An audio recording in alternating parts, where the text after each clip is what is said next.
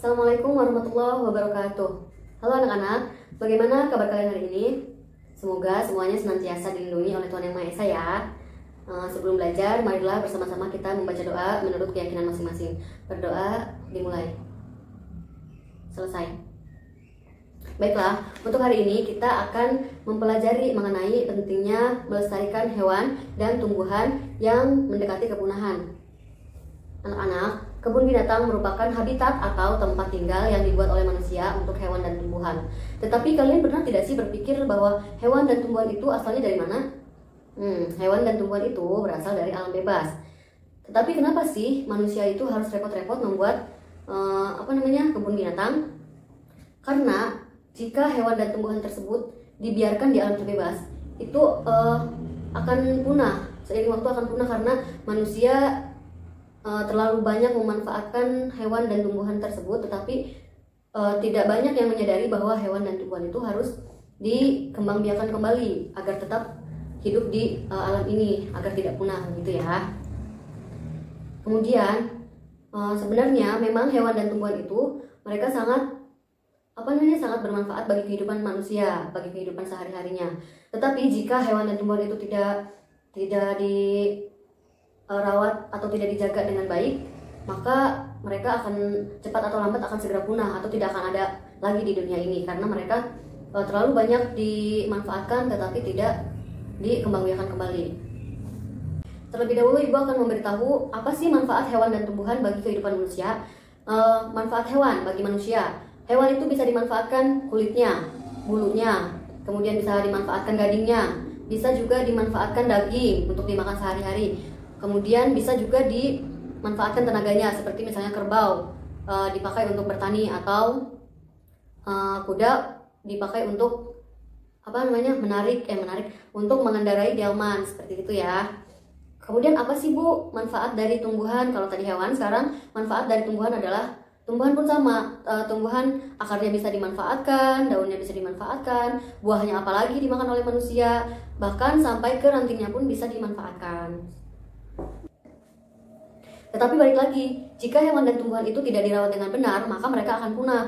Manusia pun tidak akan memiliki pemasukan dari kemanfaatan hewan dan tumbuhan tersebut.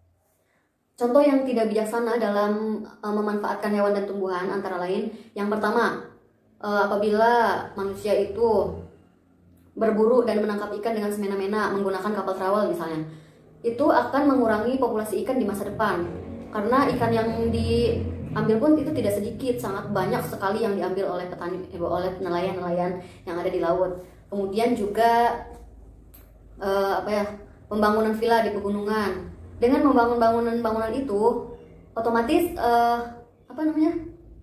lingkungan di sekitar atau tumbuhan-tumbuhan di sekitar itu kan dia pasti akan digunduli untuk supaya tanahnya kosong untuk dibuat villa tersebut. Maka hal itu pun akan menyebabkan tumbuhan-tumbuhan tersebut punah. Contoh lainnya misalnya seperti pembangunan dan penggundulan hutan yang misalnya tidak direboisasi kembali atau tidak ditanam kembali. Itu akan bukan hanya merugikan manusia tetapi juga merugikan alam, karena dengan penggundulan tersebut tanpa direboisasi kembali, alam akan mengalami kebanjiran dan juga tanah longsor. Nah, jadi akibat daripada pemanfaatan hewan dan tumbuhan yang tidak bijaksana tadi, itu menyebabkan beberapa atau bahkan banyak ya sekarang ini di dunia, di Indonesia, bahkan hewan-hewan yang berasal dari Indonesia sudah banyak yang terancam punah. Apa aja sih Bu hewan-hewan dan tumbuhan yang terancam punah itu? Nah, hewan-hewan dan hewan yang terancam punah, Ibu akan menjelaskan mengenai hewan yang terancam punah terlebih dahulu.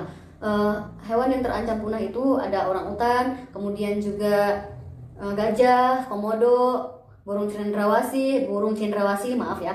Kemudian juga harimau Sumatera, itu mereka hampir punah karena kelalaian dari manusia di zaman sebelumnya, bukan zaman sebelumnya, maksudnya di zaman terdahulu sebelum sekarang. Kemudian tumbuhan yang mengalami ancaman atau terancam punah, itu ada buah merah, kemudian ada tumbuhan Rafflesia arnoldi, bunga bangkai, kayu cendana, anggrek hitam. Ya, itu diantaranya adalah tumbuhan-tumbuhan yang hampir punah. Lalu muncul pertanyaan, jadi bagaimana sih Bu agar tumbuhan dan hewan yang ibu sebutkan tadi tidak punah. Nah, agar tumbuhan dan hewan yang ibu sebutkan tadi tidak punah, maka pemerintah membuat Suaka Marga Satwa dan juga cagar alam untuk melindungi hewan-hewan dan tumbuhan-tumbuhan tersebut dari tangan-tangan jahat manusia. Jadi fungsinya dibuat cagar alam dan Suaka Marga Satwa itu agar hewan-hewan tadi dan tumbuhan tadi itu dijaga oleh para petugas yang bekerja di sana, seperti itu. Jadi begitu ya pembahasan mengenai bagaimana cara kita melestarikan hewan dan tumbuhan yang mendekati kepunahan. Sampai di sini kalian sudah paham ya? Semoga semuanya paham. Jadi ibu cukupkan pembahasannya. Selanjutnya di sini ibu punya media. Ini media ini cara menggunakannya adalah kalian harus dibagi menjadi 5 kelompok. Di sini ada 5 amplop. Satu kelompok akan mendapatkan 1 amplop seperti ini. Kemudian kalian berdiskusi, kalian buka apa yang ada di dalam amplop ini.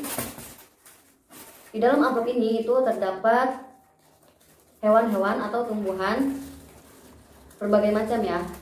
Jadi kalian mengidentifikasi hewan dan tumbuhan apa saja sih yang termasuk ke dalam hewan dan tumbuhan yang mendekati kepunahan. Jika kalian tahu jawabannya, maka kalian tempelkan di papan ini.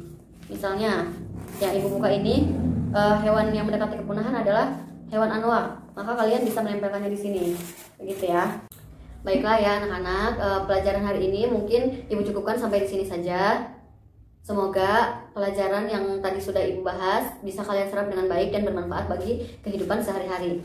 Jangan lupa untuk tetap menjaga kesehatan, sering-sering mencuci tangan agar terhindar dari virus, dan menjaga kebersihan rumah, kebersihan badan, dan melakukan social distancing atau menjaga jarak dengan kerabat selama masa pandemi ini. Baiklah, sebelum pulang, marilah kita bersama-sama membaca doa menurut keyakinan masing-masing. Berdoa dimulai. Selesai. Baiklah, ibu cukupkan. Wassalamualaikum warahmatullahi wabarakatuh.